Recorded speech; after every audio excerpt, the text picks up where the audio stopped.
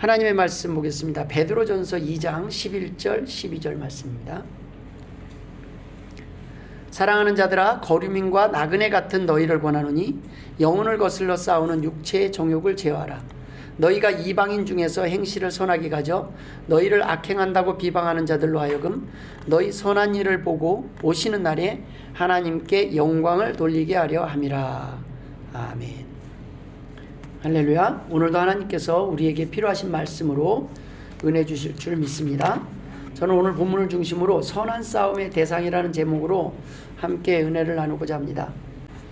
하나님의 나라의 백성들은 빛과 소금처럼 살아야 합니다. 이러한 삶의 능력은 예수 그리스도를 통해 거듭난 성도들의 증거입니다.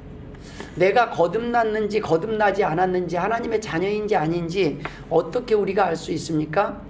교회에 와서 예배 시간에 앉아있다고 다 구원받은 성도들이라면 교회를 무너뜨리기 위해 교회를 찾아다니는 신천지나 이단들도 다 교회만 와서 앉아있으면 구원받을 것입니다. 선을 행하는 것이 또한 구원의 조건이라면 교회에 나오지 않아도 다른 종교를 믿어도 선을 행하고 구제를 하면 다 구원을 받아야 될 것입니다. 예배를 참석하거나 선을 행하는 것이 구원의 조건이 아니라 예수를 믿음으로 새롭게 태어나서 하나님의 자녀된 백성들이 하나님 때문에, 예수 그리스도 때문에 선을 행하고 구제를 하는 빛과 소금의 삶을 사는 것이 중요하다는 것입니다. 선을 행하게 하시는 주체가 내가 아니요 예수 그리스도라는 말씀입니다. 우리를 부르셨을 뿐만 아니라 부르신 그 하나님께서 우리를 세상의 빛과 소금의 역할로 사용하신다는 말씀입니다. 하나님의 자녀들은 빛처럼 그 존재를 밝히 드러내고 소금처럼 가정뿐 아니라 삶의 모든 곳 각처에서 유익한 맛을 내야 합니다. 세상에 대해서 도피하고 은둔하며 세상에 대해서 배타적인 태도는 하나님의 나라, 하나님의 백성들의 모습이 아닙니다. 우리의 선한 삶의 모습을 보고 우리의 변한 모습을 보고 세상이 그 이유를 물을 때 우리를 변화시키신 그 하나님께 영광 돌리기를 원하시는 것이 하나님의 계획이기 때문입니다. 그런데 이런 빛과 소금의 삶을 사는 것이 쉽습니까? 쉽지 않습니다. 왜 그럴까요? 사탄의 방해가 심하기 때문입니다. 우리가 선한 삶을 사는 것을 가장 싫어하는 존재가 사탄입니다. 우리가 회복되어서 행복하게 사는 것을 가장 싫어하는 존재가 사탄이라는 것입니다. 우리의 선한 삶의 모습을 통하여 사단의 종로로 다는 사람들이 하나님의 자녀가 돼서 더 이상 죄의 종노릇을 하지 않고 사단의 종노릇을 하지 않기 때문입니다. 자신의 종을 빼앗기는 것을 좋아할 리가 있겠습니까? 로마서 6장 6절에 우리가 알거니와 우리의 옛사람이 예수와 함께 십자가에 못 박힌 것은 죄의 몸이 죽어 다시는 우리가 죄의 종로로 다지 아니하려 함이니. 로마서 8장 21절에 그 바라는 것은 피조물도 썩어짐의 종로로 단 데서 해방되어 하나님의 자녀들의 영광의 자유에 이르는 것이라. 갈라디아서 4장 7절 이후에는 내가 이후로는 종이 아니요 아들이니 아들이면 하나님으로 말미암아 유업을 받을 자니라. 그러나 너희가 그때에는 하나님을 알지 못하여 본질상 하나님이 아닌 자들에게 종노릇하였더니 이제는 너희가 하나님을 알 뿐 아니라 더욱이 하나님이 아신 바 되었거늘 어찌하여 다시 약하고 천박한 초등학문으로 돌아가서 다시 그들에게 종노릇하려 하느냐라고 말씀하고 있습니다. 우리가 하나님께 영광 돌리는 삶을 살기 위해서는 사단의 방해와 대항하여 싸울 수밖에 없습니다. 사단이 좋아하지 않기 때문입니다. 우리를 방해할 것입니다. 그래서 우리는 이 선한 싸움을 싸울 수밖에 없는 존재들입니다. 예수 믿으면 싸우지 않는 존재가 아니라 싸움의 대상이 바뀝니다. 싸우는 존재가 분명합니다. 하나님은 우리 보고 싸우라고 하셨습니다. 그러나 이전에 싸우는 적이 내가 바뀐다는 것입니다. 적이 바뀌고 내가 싸우는 대상이 바뀐다는 것입니다. 그렇다면 우리는 무엇과 싸워야 합니까? 첫 번째, 우리는 불신앙과 싸워야 합니다. 예수를 믿어야 합니다. 참 당연한 것 같지만 아주 중요한 일입니다. 모든 삶의 변화는 예수를 믿는 것에서부터 출발합니다. 하나님의 나라의 임재와 하나님이 통치하시는 나라의 백성이 되는 것이 모든 것의 시작입니다. 하나님의 심판을 믿는 것에서부터 변화는 시작됩니다. 불신자들은 이 하나님의 말씀에 관심이 없습니다.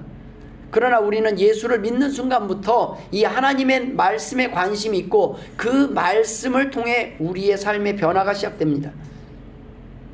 이 땅에서 믿는 것이 쉬운 것 같지만 쉽지 않습니다. 사단의 방해가 심하기 때문입니다. 사단이 믿지 못하도록 듣지 못하도록 계속 방해할 것입니다. 바쁘게 만들 것입니다. 힘들게 만들 것입니다. 지치게 만들 것입니다. 하나님을 의심하도록 만들 것입니다. 교회에 나와서 예배를 드리지만 믿지 못하게 만들고 믿어도 순종하지 못하게 방해할 것입니다.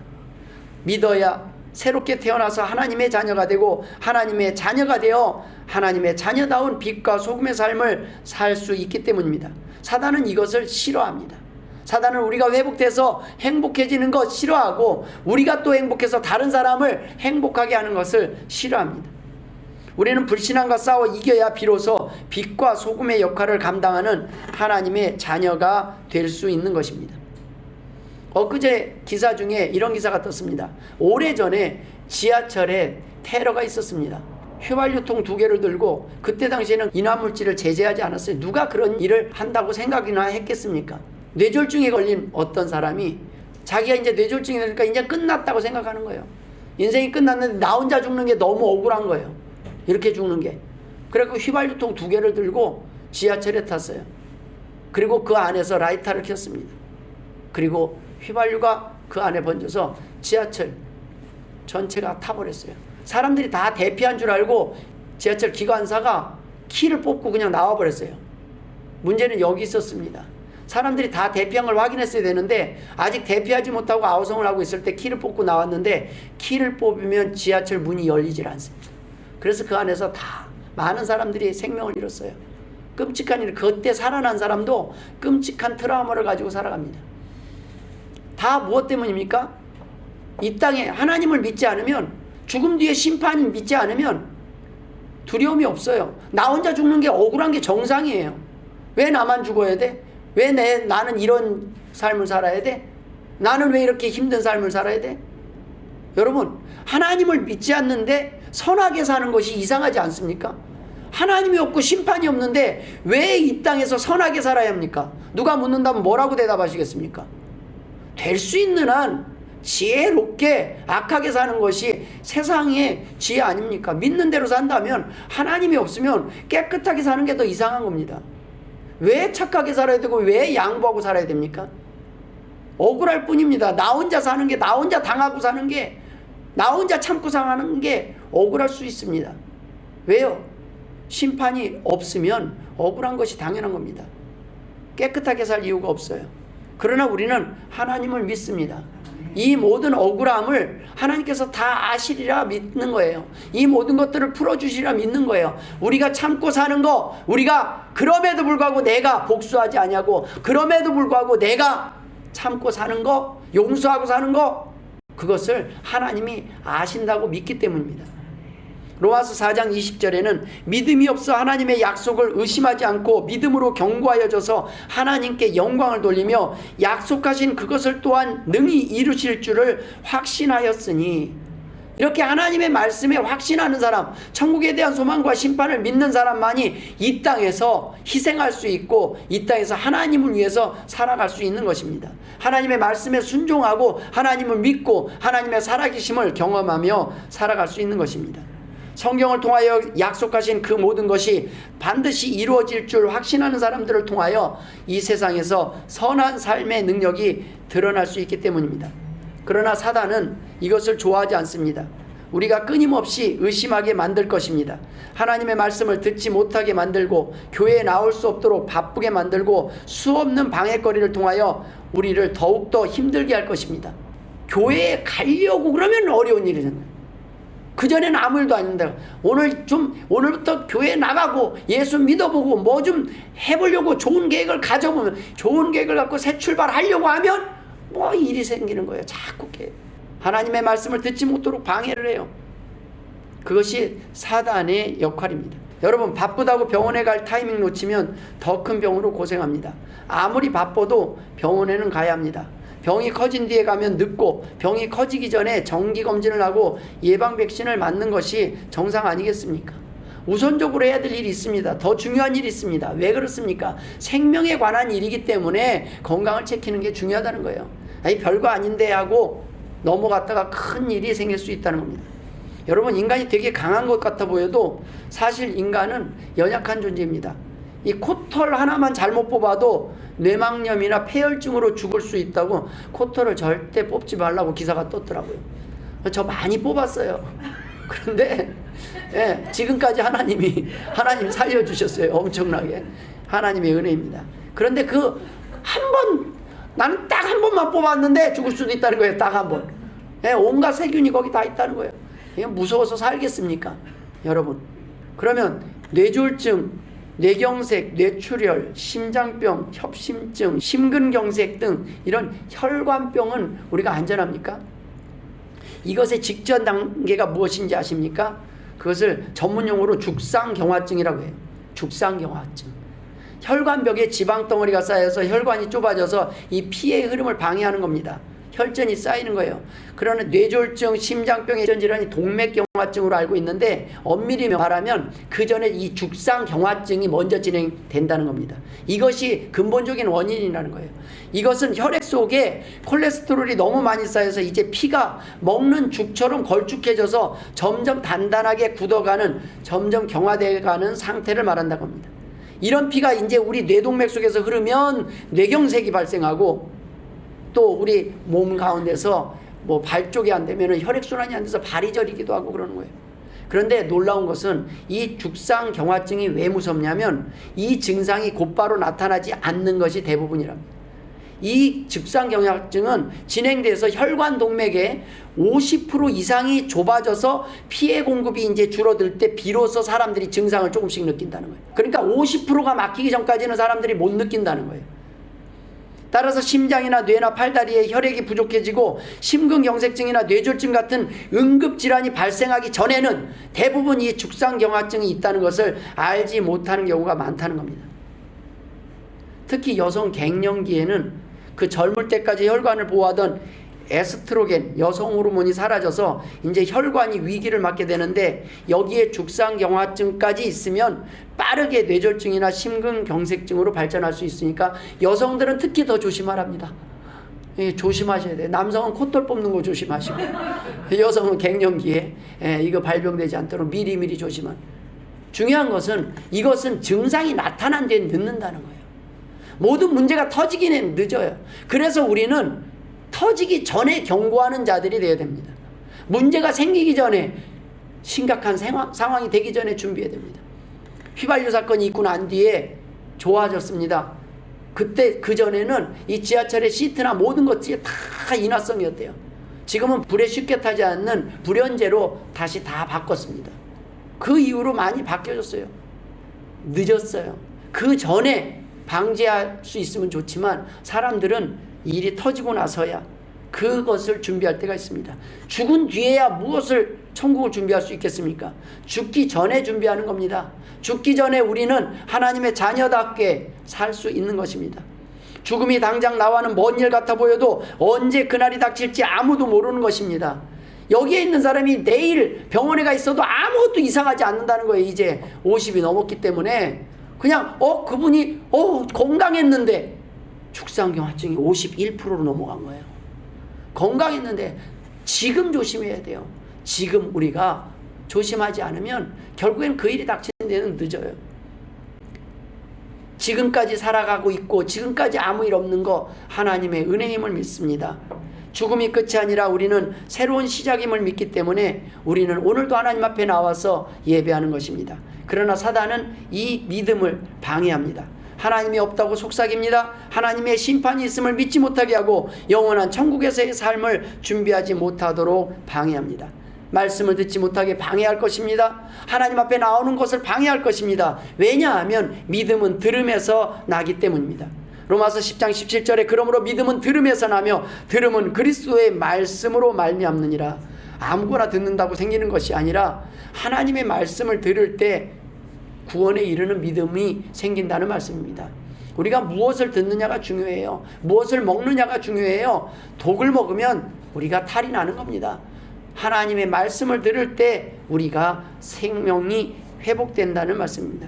그러나 사단은 우리에게 끊임없이 말하지 말라고 합니다. 내가 알아서 살아갈 테니 잔소리하지 말고 간섭하지 말라는 겁니다. 너희들이나 잘 살으라는 겁니다. 일단 들어야 하는데 듣지도 않으니 깨닫게 할 방법이 없습니다. 여러분, 우리가 싸워야 될 대상은 사람이 아닙니다. 우리는 지금 사람과 싸우는 것이 아닙니다. 잘못된 세상적 가치관, 불신앙적 가치관과 싸우는 것입니다. 그 불신앙을 선택하고 나니까 너무 힘든 거예요. 하나님이 없다고 생각하고 살면 편한 것 같은데 하나님이 없다고 생각하니까 누구만 믿고 의지해요? 나만 믿고 의지할 수밖에 없어요. 근데 나를 돌아보니까 나는 너무 연약해요. 그리고 다시 사람들한테 도움을 청하니까 사람들은 다 자기 자신만을 위해서 살아가요. 어디 도움을 청할 곳이 없어요. 막막해요. 이 세상이 절망적으로 보일 수 없어요. 어디 하나 구할 데도 없고 기도할 데도 없어요. 절망 속에서 살아가는데 어떻게 행복하겠습니까? 미치지 않으면 다행입니다. 사람들은 각각 다른 신을 섬기고 있습니다. 주인이 다르기 때문에 의견이 다르고 목적이 다르니 전쟁이 일어나면 서로 적이 되는 것입니다. 섬기는 국가가 다르고 주인이 다르니 적이 될 수밖에 없습니다. 우리는 성경적 가치관을 가지고 살아가는 하나님의 백성입니다. 사단이 하나님의 백성이 많아지고 하나님의 나라가 확장되는 것을 좋아할 리 없기 때문에 오늘도 사단은 이 예배에 나오지 못하도록 모든 수단과 방법을 동원해서 방해하고 있는 것입니다. 그럼에도 불구하고 저와 여러분은 지금 이곳에 나와서 예배를 드리고 있습니다. 이것이 하나님의 은혜입니다. 기적입니다. 여러분, 우리가 지금 이 시간 이곳에 나와서 예배 드리고 있는 그 자체가 놀라운 하나님의 사랑임을 믿으시길 주의 이름으로 축원드립니다. 우리는 첫 번째 싸움에서 이겼기 때문입니다. 바로 불신앙의 세계관을 버리고 하나님 앞에 나와서 그래, 하나님이 나에게 무슨 말씀을 하시나 보자. 살아계신 하나님이 나에게 어떤 말씀을 하시나 한번 들어보자. 여기까지 인도하신 분이 바로 하나님이시라는 겁니다. 여기까지 나오는 동안 많은 일들이 있습니다. 쉽지 않아요. 하나님이 원하시고 부르셨음에도 불구하고 사단은 계속 방해하기 때문입니다. 두 번째, 우리는 무엇과 싸워야 됩니까? 육체와 싸워야 합니다. 무슨 말씀입니까? 우리는 불신앙과 싸워서 이겼고 예수 그리스도를 믿음으로 하나님의 자녀가 되었습니다. 그런데 어떻습니까? 이제는 하나님의 자녀답게 삽니까? 아닙니다. 여전히 우리는 하나님의 자녀답게 살지 못하고 있는 모습을 보게 됩니다. 왜 그럴까요? 우리 안에 육체의 정욕이 남아있기 때문입니다.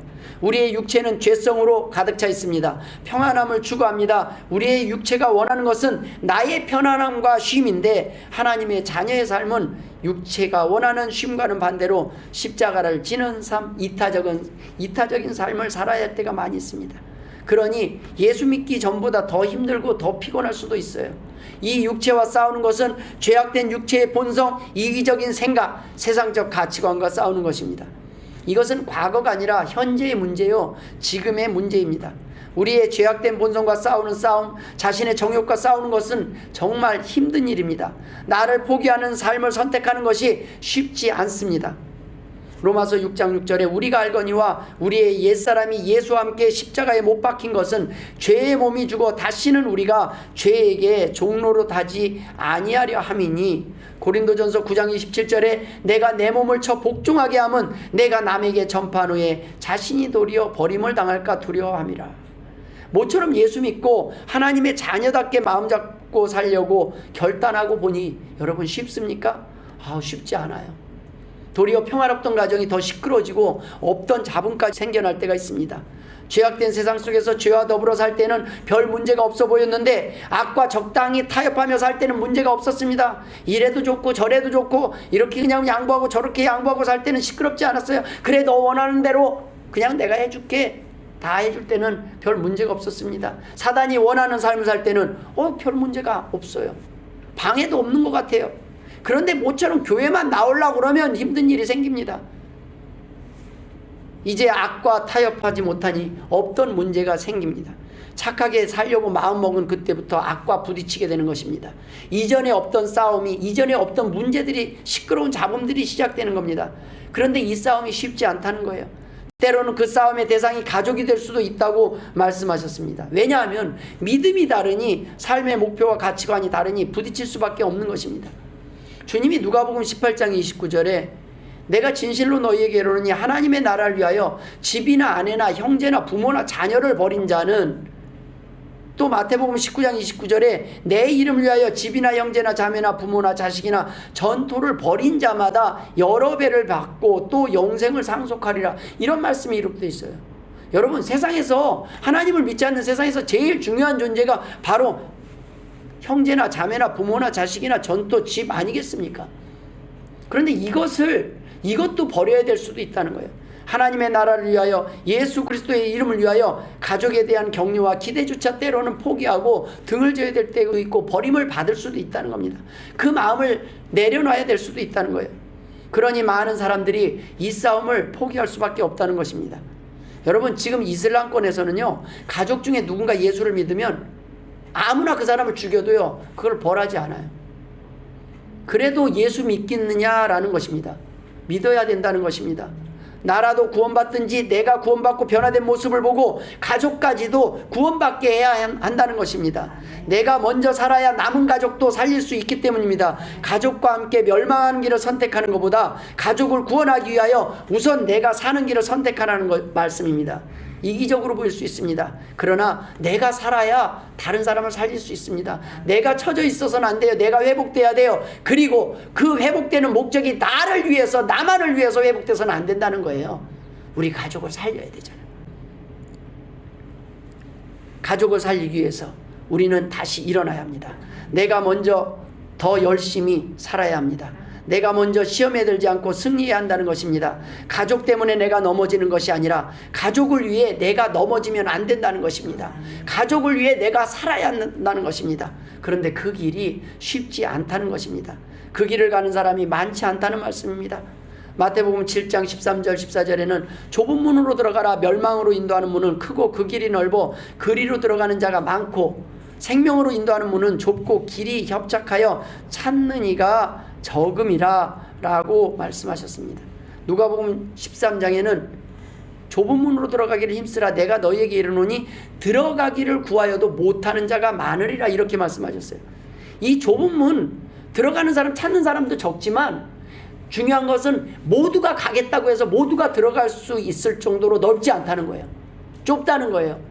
여기서는 이것은 침노하는 자가 빼앗는 것이고 이것은 열심으로 내가 그것을 선택하는 자에게 들어갈 수 있다는 것입니다. 아무나 갈 수 없는 일입니다. 힘들지만 그러나 살리는 일입니다. 생명을 구하는 길입니다. 이 싸움을 끝까지 포기하지 않고 승리하는 자가 적을 수밖에 없다는 것입니다. 그런데 우리는 더 나아가서 바울의 고백을 생각해 볼 필요가 있습니다. 바울이 이렇게 고백을 합니다. 그 위대한 사도 바울이 내가 한 법을 깨달았노니 선을 행하기 원하는 나에게 악이 함께 있는 것이로다. 내 속사람으로는 하나님의 법을 즐거워하되 내 지체 속에서 한 다른 법이 내 마음의 법과 싸워 내 지체 속에 있는 죄의 법으로 나를 사로잡는 것을 보는도다. 오라 나는 곤고한 사람이로다. 이 사망의 몸에서 누가 나를 건져내랴. 우리 주 예수 그리스도로 말미암아 하나님께 감사하리로다. 그런즉 내 자신이 마음으로는 하나님의 법을 육신으로는 죄의 법을 섬기노라. 이 마음에는 원이로되 육신이 약한 거예요. 내가 선하게 살고 싶고 하나님의 자녀답게 살고 싶은데 내 몸은 그게 쉽지 않는 거예요. 내 육체는 편안함을 추구하고 내 육체는 오늘도 이기적이고 내 육체는 육체의 정욕을 버리지 못하고 내 눈의 즐거움을 쫓아서 내 이생의 즐거움을 쫓아서 살아가는 것이, 그쪽을 향하고 있는 것이 우리의 마음이라는 겁니다. 싸움의 대상이 바로 누구입니까? 이웃도 아니고 가족도 아니고 바로 내 자신이라고 고백하고 있는 것입니다. 여러분, 우리는 남과 싸우는 게 아니에요. 제일 힘든 게 자신과 싸워서 이기는 게 제일 힘들어요. 자신을 이길 수 있고 자신의 그 욕구, 조금 더 쉬고 싶은데 요때 건드리면 짜증나잖아요. 조금 더 자고 싶은데 깨우면 짜증나잖아요. 인간이에요. 조금 더 먹고 싶은데 뺏으면 화가 나잖아요. 이것이 인간이에요. 이런 모습이, 우리 육체는 이미 몸은 반응해요. 짜증이 나요. 그런데 이 두 마음이 싸우고 있을 때 누구 편을 들 것이냐라는 거예요. 뭐 인간은 원래 다 그래. 우리는 뭐 어차피 넘어지는데 안 넘어지는 사람이 있어? 죄 안 짓는 사람이 있어? 하고 들어가는 것이 아니라 이것이 지금 전쟁 중이라는 걸 알아는 거예요. 전쟁 중인 것은 뭐예요? 승자가 있다는 거예요. 누구에게 힘을 실어주느냐에 따라 승자가 바뀌는 거예요. 내가 누구 편이냐 드러난다는 말씀입니다. 우리 안에서 두 마음이 싸우고 있습니다. 이럴 때는 어떻게 해야 합니까? 성령님을 따라 행하라는 것입니다. 갈라디아서 5장 16절에 너희는 성령을 따라 행하라. 그리하면 육체의 욕심을 이루지 아니하리라. 육체의 소욕은 성령을 거스르고 성령은 육체를 거스르나니 이 둘이 서로 대적함으로 너희가 원하는 것을 하지 못하게 하려 함이라. 이 안에서 계속 싸우고 있는 거예요. 성령님도 우리에게 말씀하고 있어요. 참아라. 이쪽에서는 참지 마라. 이쪽에서는 그래도 사랑해라. 아니야, 용서하지 마라. 그래도 포기하면 안 된다. 에라, 다 큰일이다. 포기해라. 그래도 포기하지 마라. 천국이 기다린 너 이제 천국에 뇌졸중 곧 죽을 거 사형 선고면 천국이 있다는 게 얼마나 다행이에요. 뭐 이 땅에 뭐가 있는 것처럼 살다가요 막상 딱 이제 얼마 안 남았습니다. 진단 맞으면 도리어 그때 예수 믿는 거 얼마나 편해요. 이제 뭐 희망도 예수 믿고 천국 가면 되는 거지. 그런데 그 마지막까지 나 혼자 못 죽어. 같이 죽어. 그렇게 해서 행복해지면 얼마나 좋겠습니까? 그러나 행복해질 수 없다는 말씀입니다. 육체의 정욕과 싸워 이기는 방법은 성령님의 음성에 순종하는 것입니다. 하나님은 계속 우리 마음 안에 한쪽에서는 교회 가라. 아니야, 쉬어라. 피곤한데 쉬어라. 하나님도 이해하실 거야. 계속 하나님의 이해만 구하는 거예요. 하나님 나 좀 이해해 주세요. 근데 하나님은 뭐냐면 내가 너를 위해서 이렇게 좋은 것들을 좋은 계획들을 가지고 있다. 내가 너희들을 향한 계획이 있는데 이것 좀 들어보지 않으련. 잠깐만요. 일단 내가 알아서 살 테니까 하나님 잠깐만 나 좀 내버려 두세요. 사단은 계속 사단이 우리를 속삭이면서 하나님의 말씀을 듣지 못하게 합니다. 우리가 회복되는 걸 싫어해요. 우리가 그냥 포기하고 자포자기하고 하나님 없는 세상, 하나님은 없는 백성처럼 살기를 원합니다. 그런데 그럴 때마다 우리 마음속에 한번 곰곰이 들여다보라는 거예요. 성령님께서 우리 안에서 뭐라고 말씀하시나. 그래도 들어봐라. 너에게 아직 기회가 있다. 너를 내가 사랑한다. 내가 너를 사용하겠다. 내가 너를 붙들리라. 내가 너를 포기하지 않겠다. 이게 하나님의 말씀인데 사단은 뭐냐면 너는 끝났다. 너는 이제서 소용없다. 너는 죽으면 끝이다. 너는 아무것도 안 된다. 너는 뭐 인생이 이 세상은 별볼 나만 부정하는 게 아니에요. 내가 부정되면요 이 세상 사람들도 다 부정하게 돼. 쟤는 뭐 내가 의지할 사람도 없어지고요. 세상이 뭐 이 세상이 별로 그렇게 행복해 보이지 않아요. 화려해 보이지 않아요. 우울해져요. 그냥 세상도 우울해지고 나도 우울해지고 살기도 싫고 그냥 에라 모르겠다 캐세라세라 하고 사는 거예요. 그러나 성령님은 뭐라고 말씀하십니까? 오늘도 내가 너를 사랑한다. 너를 회복시킬 것이다. 너는 내가 너를 사랑하고 내가 너를 택했고 내가 너를 사용할 것이다. 너에게 놀라운 능력이 있다라고 말씀하시는 것입니다. 오늘 본문의 말씀 바로 이렇게 사랑하는 자들아 거류민과 나그네 같은 너희를 권하노니 영혼을 거슬러 싸우는 육체의 정욕을 제어하라. 그것이 영혼을 거슬러 싸우는 삶이라는 겁니다. 우리가 사는 이곳은 영원한 곳이 아니요 잠시 잠깐 머물렀다가 떠나가는 나그네임을 잊지 말고 영원한 천국 백성답게 육체의 정욕과 싸워 이겨보라는 것입니다. 이 싸움의 대상이 바로 육체의 정욕을 갈망하는 우리 자신입니다. 자신이 원하는 정욕과 싸워야 됩니다. 내가 원하는 원투들이 강하면 강할수록 불평과 불만은 많아질 거예요. 하나님 왜 필 이런 사람을 나한테 보내주셨습니까? 왜 이런 가족입니까? 왜 우리 어머니를 이렇게 아프게 하고 왜 우리 아내 남편 뭐 다 마음에 안 들어요. 세상이 왜 내 주변에 이런 나라에 태어나게 해서. 근데 하나님은 그게 아니에요. 네가 바뀌면 세상이 바뀔 것이다라는 거예요. 너가 바뀌면 네 안에 행복이 있으면 세상에 어떤 일이 있어도 너는 행복할 수 있다. 나를 통해서 너가 행복하기를 원한다는 말씀입니다. 우리 안에 있는 죄악된 생각과 계획, 목적과 싸워야 합니다. 불신앙적인 가치관과 싸워야 됩니다. 불신앙적인 나의 삶의 태도와 싸워야 합니다. 여러분 내가 번 돈이라고 생각하면 내 마음대로 쓰고 싶을 것입니다. 그러나 하나님이 주신 능력이요 물질이라고 생각하면 하나님이 원하시는 곳에 사용하는 것이 맞지 않겠습니까? 우리가 하나님을 위해 창조된 존재라고 믿기에 하나님을 위해 사는 것은 당연한 것입니다. 이러한 삶은 불신앙과 싸워 이긴 사람만 가능한 것입니다. 육체와의 싸움에서 승리하는 것은 성령님의 도우심이 없이 우리의 힘만으로는 불가능합니다. 때문에 성령님께서는 끊임없이 우리를 도우시고 안내하시는데 그때마다 그 음성을 거부하지 말아야 한다는 것입니다. 마태복음 12장 31절에 그러므로 내가 너희에게 이르노니 사람의 모든 죄와 회방은 사하심을 얻되 성령을 회방하는 것은 사하심을 얻지 못하겠고 라고 말씀하고 있습니다. 모든 죄를 하나님이 다 그리스도에 보이려고 다 용서하셔요. 딱 한 가지 죄가 용서받지 못합니다. 뭐예요? 예수 그리스도를 믿지 못하는 죄예요. 나 믿지 못해. 하나님 믿지 않아. 그리고 성령님의 이 음성을 계속 성령님이 우리에게 옳은 길로 인도하는데 그 음성을 거부하는 거예요. 그럼 죽는 길로 가는 거예요, 우리가. 바로 이 성령님은 우리를 살리고자 하는 사역을 계속하고 살리고자 하는 메시지를 주는데도 불구하고 우리는 거부하고 부정적인 삶을 선택해서 나아가는 것. 그것을 바로 이 성령님의 사역을 방해하는 존재가 사탄입니다.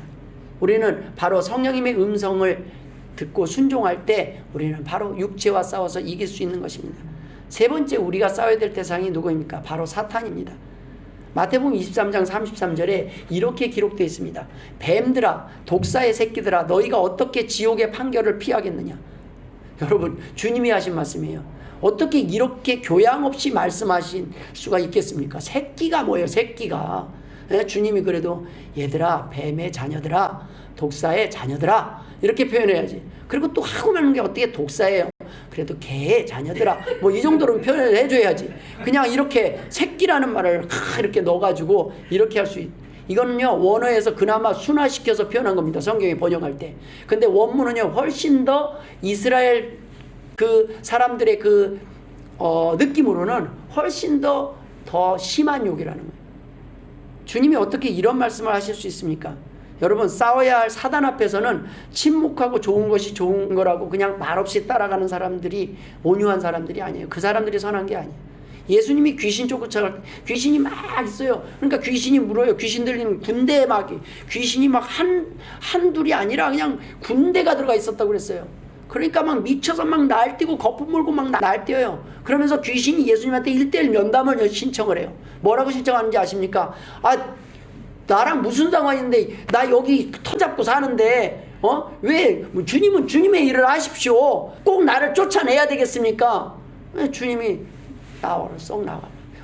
그러면 나가더라도 나 어디 좀 그냥 쫓아내면 빈집으로 그러니까 어디로 갈까요? 그러니까 돼지떼도 저리로 가면 안 되겠습니까? 그리 가라. 그러니까 돼지한테 들어가니까 돼지떼가 다 미쳐서 그냥 강물로 가서 죽으니까 돼지 주인은 어떻겠어요 마음이? 싫죠. 근데 여기서 놀라운 게 있어요.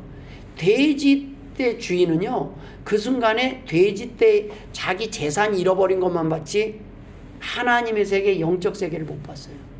이게 여기가 끝이 아니고 이게 놀라. 우리가 보고 지금 느끼는 세상 이상의 세상에 있는 이 영적 세상을 못 본 거예요.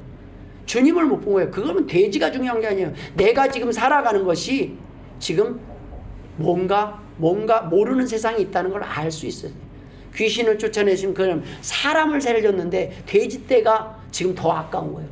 여러분, 사람이 살았다니까요. 귀신 들려서 죽어가는 사람 하나가 살았는데 그 돼지떼가 아까워서 되겠습니까? 근데 사람은 그게 아까워요. 하나님을 모르면 아까울 수밖에 없죠. 그건 손해예요. 재산적 손실이에요. 돼지떼가 사람보다 더 중요한 거예요. 더 귀한 거예요. 내가 돈 벌기 위해서는 다른 사람이 아프면 죽으면 상관없어요. 내가 돈을 버는 거, 내 재산이 없어지지 않는 게 중요하기 때문입니다. 그것은 불신자들의 세상입니다. 여러분, 싸워야 될 사단 앞에서 침묵하고만 있어서는 안 될 때가 있습니다. 때로는 쫓아내야 되고 때로는 소리쳐야 될 때가 있습니다. 때로는 정신 차리라고 말을 해야 될 때가 있습니다. 여러분, 교회를 나오고 좋은 일을 하고 선한 일을 하는데 방해하는 사람들이 있습니다. 반대파가 있습니다. 어떻게 하시겠습니까? 그저 그냥 가만히 양보하고 계시겠습니까? 침묵하고 계시겠습니까? 총칼을 들고 6.25 전쟁 때 공산주의자들이 와서 총칼을 들고 우리의 신앙의 자유를 빼앗고 그냥 무고한 사람들을 죽였어요. 가만히 있어야 되겠습니까? 싸워야 되는 겁니다. 우리는 불신앙과 싸우는 거였어요. 가만히 양보하고 있어서는 안 될 때가 있습니다. 일제와도 싸웠던 것은 일본 사람들 사랑해야죠. 그들도 사랑해야죠. 그러나 아닙니다. 그들을 사용하는 존재가 사단이었기 때문에 대항했던 것입니다. 그들을 미워하는 게 아니에요. 인간적으로 미워해서는 안 돼요. 일본 사람들도 하나님이 사랑하는 사람이에요. 그러나 그들이 하나님을 쫓지 아니하고 사단이 원하는 길을 선택했을 때는 그들은 사람들에 대한 사랑이 없습니다. 기분 좋게 휴일에 친구들이 모여서 차를 타고 바닷가로 가는 중에 만약에 강물에 빠져 죽어가는 사람을 보게 되면 어떻게 해야 되겠습니까? 모두 다 구해야 한다는 의견을 가지면 다행이지만 의견이 다를 때 문제가 생깁니다. 어떤 사람은 귀찮으니 그냥 모른 채 지나가자는 사람과 또는 구하자는 사람으로 나눠지면 어떻게 해야 됩니까? 기분 좋은데 좋은 날 자꾸 그렇게 해야 되겠냐고 하면 뭐라고 하시겠습니까? 우리가 아니더라도 누군가 구할 거라고 생각할 수도 있고, 왜 꼭 우리가 구해야 되느냐고 생각할 수도 있습니다. 구해야 하긴 하겠는데 자신들의 휴일 계획이 틀어지자 짜증이 날 수도 있습니다. 골든타임을 놓칠 수 있는 긴급한 상황임에도 불구하고 바로 구조할 그런 행동을 취하기에 머뭇거릴 수도 있습니다. 이것이 남의 이야기가 아니라는 겁니다. 사도 바울의 고백처럼 우리 마음속에서 날마다 이 전쟁이 계속되고 있어요. 옳은 일과 선한 일과 악한 일 계속 싸우고 있어요. 하나님이 원하는 마음, 하나님이 원하는 생각, 하나님이 원하는 방향에서 반대 방향으로 가고 있는 내 자신을 돌이키지 못할 때가 있다는 거예요. 귀찮음과 불편함을 감수하고 고통과 위험이 따를 수도 있지만 우리는 옳은 결단을 하는데 지체하지 않아야 할 것입니다. 아무도 모를 것 같은 바로 그 순간의 그 마음을 하나님이 보고 계신다는 것을 알아야 된다는 겁니다. 여기에서 싸움이 시작되고 있다는 겁니다. 우리는 여기서 이겨야 됩니다. 사람들은 때때로 말을 합니다. 예수 믿는 사람들이 왜 그렇게 이기적이냐고, 왜 그렇게 타협할 줄 모르고 양보할 줄 모르냐고, 그게 사랑이냐고. 우리는 다른 것은 다 양보합니다. 그러나 생명의 문제만큼은 양보할 수 없습니다. 죽고 사는 문제이기 때문입니다. 나만 죽는 것이 아니라 다른 사람도 죽을 수밖에 없기 때문에 믿음에 있어서는 그 어떤 타협도 있을 수 없습니다. 우리가 사는 이유가 나만 살기 위해서라면은 그것은 이기적인 것입니다. 그러나 그 사람도 살리기 위해서입니다. 이 더 많은 사람을 살리기 위해서입니다. 우리가 이 땅에서 하나님을 위해서 산다는 것은 나만을 위해서 사는 것이 아닙니다. 우리가 악과 싸우는 것은 우리가 사실은 악에 속해 있고 악에게 조종당하고 사단에게 조종당하고 있는 그 사람들을 살리기 위해서입니다. 싸움의 대상이 사람이 아닙니다. 우리가 사람과 싸우는 것이 아니라 사단과 싸우고 있는 것입니다. 그렇기 때문에 중요한 원리가 하나 있습니다. 사람을 미워하면 안 됩니다. 그 사람을 조종하는 사단과 싸워야 됩니다. 사람들은 귀신에 들리면요, 그 귀신에 들린 사람 전체를 미워해버리고 전체를 거부해버려요. 아니요, 그는 불쌍한 거예요. 우리가 그러면 우리는 귀신이 안 들렸습니까? 좋습니다. 정신 못 차리고 드라마 때문에 화날 때도 있고 제정신이 아닐 때가 있어요. 그때는 사단이 조종하고 있는 거예요. 그러면 그 사람을 미워하는 것이 아니라 그 사람을 불쌍히 여기고 그 사람 안에서 뭐만 나가면 돼요? 사단만 나가면 돼요. 그 사람 안에서 사단만 나가면, 사단의 조종에서만 자유롭게 되면 다시 평온해질 겁니다. 그 상처와 트라우마가 치유만 되면, 그 힘든 마음들이 치유만 된다면 다시 정상적으로 온다는 거예요. 우리가 힘들어하는 모습들, 술을 마시네, 담배를 피네 하기 전보다 왜 그 사람은 지금 술을 마시지 않을 수밖에 없는지 그 마음을 이해하는 게 필요한다는 거예요. 지금은 현재는 그게 약이에요. 현재는 그가 찾는 최선의 약이에요. 그러나 더 좋은 약을 발견했을 때는 당연히 끊을 수 있어요. 우리 몸 생각하죠. 우리 몸을 생각하지 않아서가 아닙니다. 내 몸을 생각할 이유, 사랑할 이유를 잃어버렸기 때문에 그냥 죽고 싶은데 죽지는 못하겠고 그냥 이것저것. 그러나 여러분, 사랑하는 사람 만나고요, 내가 사랑할 이유를 찾으면요, 그때부터 내 몸 관리하더라고요. 건강 관리예요. 막 살던 사람들도 사랑에 빠지면요, 그 다음부터 술도 끊고 담배도 끊고 내가 건강에 이제 밥도 이것저것 아무거나 막 안 먹어요. 잘 먹으려고 해요. 뭐예요? 내 몸이 이제 내 몸도 사랑하지 않는 거예요. 나 자신조차 포기하는 거예요. 하나님은 내가 너를 사랑한다는 거예요. 너를 사랑해보라는 거예요. 내가 너를 포기하지 않았다는 말씀입니다. 사단에게 너가 지금 잠깐 조종당하고 있지만 이제는 성령님의 음성을 쫓아서 너만 사는 것이 아니라 다른 사람도 살리는 사람이 되보라는 말씀입니다. 하나님께서 우리에게 주신 사명이 바로 이 사명입니다. 우리는 때가 되면 하나님께서 사단을 붙잡으시고 사단을 옥에 던져서 우리를 하나님의 승리하는 그 심판의 자리에 있게 하실 줄 믿는 것입니다. 계시록 2장 10절에 너는 장차받을 고난을 두려워하지 말라. 볼지어다 마귀가 장차 너희 가운데서 몇 사람을 옥에 던져 시험을 받게 하리라. 그렇게 나와 있습니다. 그러나 나중에는 어떻게 됩니까? 결국에는 큰 용이 내쫓기니 옛뱀 곧 마귀라고도 하는 사탄이라고도 하며 온 천하를 꿰는 자라. 그가 땅으로 내쫓기니 그의 사자들도 그와 함께 내쫓기니라. 때가 되면 하나님께서 모든 심판을 완성하실 것입니다. 우리가 싸우지 않는 사람이 선한 사람이 아닙니다. 싸워야 할 싸움을 피하지 않는 사람이 선한 사람입니다. 옳은 생각이, 선한 계획이 악한 생각이나 계획과 싸워서 이기길 원하시는 분은 오늘도 저와 여러분을 도우실 그 성령님을 의지하면서 우리는 오로지 성령의 음성을 쫓아 승리하는 복된 성도들 되실 주의 이름으로 축원합니다. 기도하겠습니다. 하나님 아버지 은혜를 감사드립니다. 참으로 싸우기 힘든 대상이 우리 자신입니다. 하나님 승리하게 하여 주옵소서. 내 마음을 갈피를 잡을 수가 없습니다. 하나님 아버지, 하나님의 자녀답게 강하고 담대할 수 있도록 회복시켜 주시옵소서. 성령님의 음성에 순종하게 하여 주옵소서. 감사하며 예수님의 이름으로 기도드리옵나이다. 아멘.